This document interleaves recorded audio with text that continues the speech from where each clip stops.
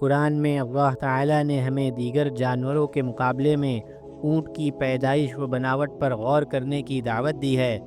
ذرا غور کرو کہ وہ سخت گرمی کے موسم میں بغیر کچھ کھائے پیے 8 دن زندہ رہ سکتا ہے، اگرچہ اس کے اندر ایک دن میں 50 کلو کھانے کی صلاحیت ہے، مگر 2 کلو گھاس دانے پر 1 مہینہ زندہ رہ سکتا ہے۔